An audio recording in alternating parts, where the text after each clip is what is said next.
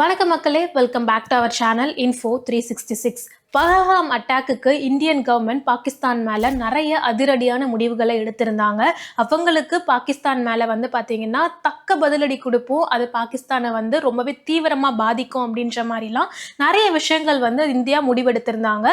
அதில் அவங்க எடுத்த அதிரடியான முடிவில் இப்போ எல்லாருமே பேசக்கூடிய ஒரு விஷயம் சிந்து நதிநீர் ஒப்பந்தத்தை நிறுத்தி வச்சது அப்படின்றது தான். இந்த சிந்து நதிநீர் ஒப்பந்தத்தை இந்தியா நிறுத்தி வச்சா அது பாகிஸ்தானுக்கு எந்த அளவுக்கு பாதிப்பை உண்டாக்கும் அப்படின்றதுக்கு ஒரு சின்ன எக்ஸாம்பிளா தான் இப்ப பாகிஸ்தான்ல ஒரு வெள்ளம் ஏற்பட்டிருக்கு. இந்த ஒரு சின்ன விஷயத்துக்கே இப்படி ஏற்பட்டிருக்கு அப்படின்றப்ப ஆக்சுவலி இந்த சிந்து நதிநீர் பிரச்சனை அப்படின்றது என்ன அப்படின்றதெல்லாம் தான் இந்த வீடியோல நம்ம டீட்டெயில்டா பார்க்க போறோம். இந்த மாதிரி இன்ஃபர்மேட்டிவான விஷயங்கள் இல்ல உங்களுக்கு வேற ஏதாவது கண்டென்ட் பத்தி தெரிஞ்சுக்கணும் அப்படின்னா நீங்க கமெண்ட் பாக்ஸ்ல கமெண்ட் பண்ணுங்க, நாங்க உங்களுக்கு அதுக்கு டீட்டெயில்டு வீடியோ கொடுக்குறோம். இப்ப இந்த வீடியோக்குள்ள போலாம். இது இன்ஃபோ 366. சிந்து நதிநீர் பிரச்சனை அப்படின்றது என்னன்னு தெரிஞ்சுக்கிறதுக்கு முன்னாடி இண்டஸ் வாட்டர் ட்ரீட்டி அப்படின்னா என்னன்னு நம்ம எல்லாருக்கும் தெரியணும். அதாவது 1960ஆம் ஆண்டு இந்தியா அப்புறம் பாகிஸ்தான் ரெண்டு பேரும் சேர்ந்து இந்த இண்டஸ் வேலி ட்ரீட்டியில் பார்த்தீங்கன்னா கையெழுத்திடுறாங்க. இது சாதாரணமான ஒப்பந்தமாக இல்லை. கிட்டத்தட்ட 9 வருஷங்கள் பல மீட்டிங், டிஸ்கஷன், முரண்பாடுகள் அப்படின்னு இந்தியா பாகிஸ்தான் நிறைய முடிவுகளை பார்த்தீங்கன்னா எடுத்து தான் இந்த ஒரு இண்டஸ் வேலி ட்ரீட்டியில் சைன் பண்ணுறாங்க. சிந்து நதி, அதாவது இண்டஸ் ரிவர் அப்படின்னு சொல்லக்கூடிய இந்த நதி அப்படின்றது இந்தியால இருந்து பாகிஸ்தான் வழியா அரபிக்கடலை சென்றடையுது. அப்படி போகக்கூடிய, அதாவது ரிவரோட நேச்சரே என்ன, மேல இருந்து கீழ் நோக்கி போகும். அப்படி இந்தியால இருந்து மேல இருந்து பாகிஸ்தானுக்கு கீழே போகக்கூடிய அந்த ரிவரை யாரு கண்ட்ரோல் பண்ண போறா அப்படின்றதுல தான் இந்த ஒரு பிரச்சனையே ஸ்டார்ட் ஆகுது. அதுக்காக தான் இந்த ஒரு இண்டஸ் வாட்டர் ட்ரீட்டியை பாத்தீங்கன்னா பாகிஸ்தான் அப்புறம் இந்தியா ரெண்டு பேரும் நிறைய டிஸ்கஷன்ஸ் பண்ணி நிறைய மீட்டிங்ஸ், முரண்பாடுகளை கடந்து இந்த ஒரு ஒப்பந்தத்துல கையெழுத்திடுறாங்க. அந்த ஒப்பந்தத்துல என்ன முடிவுகள் எடுத்தாங்க அப்படின்னா, இந்த சிந்து நதிநீர்ல இருந்து வரக்கூடிய கிளை நதிகளை யார் யாரோட கண்ட்ரோல்ல இருக்கும் அப்படின்றது தான். இந்தியாவை பொறுத்த வரைக்கும் ஈஸ்டர்ன் ரிவர்ஸை பாத்தீங்கன்னா முழுக்க முழுக்க இந்தியாவோட கண்ட்ரோல்ல இருக்கும் அப்படின்றது அந்த ஒப்பந்தத்துல கையெழுத்திடப்பட்டது. அதே மாதிரி வெஸ்டர்ன் ரிவர்ஸ் பாத்தீங்கன்னா 3 நதிகள் பாகிஸ்தானோட கண்ட்ரோல்ல 80% இருக்கும் அப்படின்னு சொல்லியிருந்தாங்க. அந்த 3 ரிவர்லயுமே 20% கண்ட்ரோல் அப்படின்றது இந்தியாவோட கையில தான் இருக்கும். ஏன்னா பாகிஸ்தான்ல இருக்கக்கூடிய விவசாயம் முழுக்க முழுக்க இந்த இண்டஸ் வாட்டர் ட்ரீட்டி மூலமா தான் நடந்துகிட்டு இருக்கு. அவங்களுக்கு நம்ம இந்தியால இருந்து போகக்கூடிய இந்த சிந்து நதி நீர்னால தான் அக்ரிகல்ச்சர் நடக்குது. 80% தண்ணி அப்படின்றது இந்தியால இருந்து போகக்கூடிய இந்த நதிகள்ல இருந்து தான் பாகிஸ்தானுக்கு கிடைக்குது. ஸோ அப்படி இருக்கும் போது இந்தியா கிட்ட இருக்கக்கூடிய அந்த 100% கண்ட்ரோலால இந்தியா என்னெல்லாம் பண்ண முடியும் அப்படின்னு பார்த்தீங்கன்னா, இந்த நதிகளுக்கு டேம் கட்டுறது, அதை எப்போ திறந்து விடணும், எப்போ க்ளோஸ் பண்ணணும் அப்படின்ற முழு கண்ட்ரோலுமே இந்தியா கிட்ட இருக்கு. அது மட்டும் இல்லாமல் இந்த நதிகளில் ஹைட்ரோ எலக்ட்ரிக் பிளான்ஸை உருவாக்கிக்கலாம். அதே மாதிரி நம்ம கண்ட்ரிக்குமே விவசாயத்துக்கு தண்ணிகளை பார்த்தீங்கன்னா நம்ம இந்த ஒரு நதிநீர்லேருந்து எடுத்துக்க முடியும். ஸோ இந்த மாதிரி அட்வான்டேஜஸ்லாம் முழுக்க முழுக்க இந்தியாவோட கையில் இருக்குது. பாகிஸ்தான் கிட்ட இருக்கக்கூடிய அந்த கண்ட்ரோல் அப்படின்றது 80% கண்ட்ரோல் அப்படின்றது அவங்க விவசாயத்துக்கான பாசனத்துக்கு தண்ணியை யூஸ் பண்ணிக்கலாம். அண்ட் அவங்களோட அன்றாட வேலைகளுக்குமே இந்த நதிநீர்களை அவங்க பயன்படுத்திக்கிட்டு இருக்காங்க.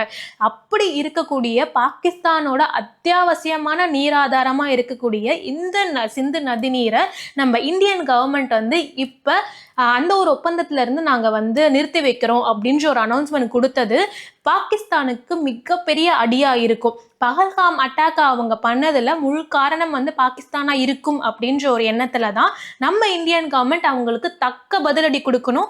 சும்மா நாங்க வாய் வார்த்தையாலாம் பாத்தீங்கன்னா அந்த ஒரு விஷயத்த சொல்லல அப்படின்றத ப்ரூவ் பண்ற மாதிரி தான் அந்த டேம்ஸ்ல இருந்து வரக்கூடிய நீர்களை திறந்து விட்டுருக்காங்க. இதனால பாகிஸ்தான்ல ஒரு பெரும் வெள்ளமே ஏற்பட்டிருக்கு.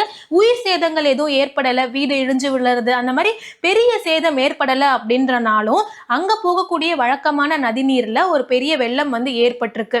நாங்க இந்தியா வந்து வாய் வார்த்தையா சொல்லல, உங்களோட அட்டாக்குக்கு நாங்க தக்க பதிலடி கொடுப்போம் அப்படின்றத மறைமுகமாவும் நேர்முகமாவும் இந்த ஒரு சிந்து நதிநீர் பிரச்சனையின் மூலியமா இந்தியா பதிலடி கொடுத்திருக்கு. இதுக்கு பாகிஸ்தான் வந்து பாத்தீங்கன்னா சும்மா இல்லாம அந்த பாகிஸ்தான் கவர்மெண்ட்ல இருக்கக்கூடிய ஃபெடரல் மினிஸ்டர் வந்து என்ன சொல்றாரு அப்படின்னா, இந்தியா வந்து இது வேணும்னே பண்ணிக்கிட்டு இருக்காங்க, எங்க கிட்ட 130 அணு ஆயுதங்கள் இருக்கு அப்படின்ற ஒரு வார்த்தையை விடுறாரு. அணு ஆயுதம் அப்படின்றது சாதாரணமான ஒரு விஷயம் கிடையாது. உலகமே வந்து பாத்தீங்கன்னா இப்ப அணு ஆயுதம் அப்படின்ற ஒரு விஷயத்த கைக்குள்ள வச்சிருக்காங்க. ஒவ்வொரு கண்ட்ரியுமே அணு ஆயுதம் இல்லாம இல்ல. இந்தியா கிட்டயுமே அணு ஆயுதங்கள் இருக்கு. ஆனா அதனால ஏற்படக்கூடிய பாதிப்புகள் அப்படின்றது நம்ம ஆல்ரெடி நூத்துக்கணக்கான வருஷத்துக்கு முன்னாடி ஹிரோஷிமா நாகசாகி மாதிரியான நாடுகள்ல நடந்தப்ப அதோட தாக்கம் அப்படின்றது பெரிதளவுல இருந்தது.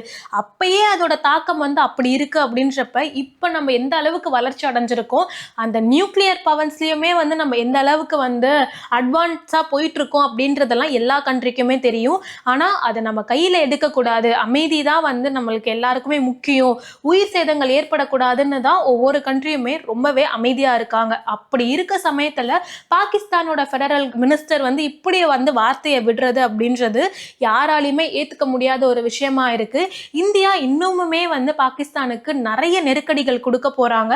என்ன வேணா பண்ணுவோம், எங்க மக்கள் மேல நீங்க கையை வச்சீங்க அப்படின்னா நாங்க வந்து அதுக்கு தக்க பதிலடி கொடுப்போம் அப்படின்னு நரேந்திர மோடி அவர்களுமே வந்து ரொம்ப ஸ்ட்ராங்கா பொதுவெளியிலே வந்து பாகிஸ்தான் மேல அதிரடியான முடிவுகள் எடுக்கப்படும் அப்படின்னு ரொம்ப ஸ்ட்ராங்கா வந்து சொல்லியிருந்தது. மக்களுக்கு வந்து பாத்தீங்கன்னா ரொம்பவே பரவாயில்ல, நம்ம கவர்மெண்ட் வந்து நம்ம மக்கள் மேல கையை வச்சாங்க அப்படின்னா அதுக்கு தக்க பதிலடி கொடுப்பாங்க அப்படின்ற ஒரு நம்பிக்கை ஏற்படுத்தணும் அப்படின்னு தான் நிறைய பேரோட கருத்தா இருந்தது. ஆனா இந்த பஹல்காம் அட்டாக்ல இறந்தது எல்லாமே அப்பாவி பொதுமக்கள்.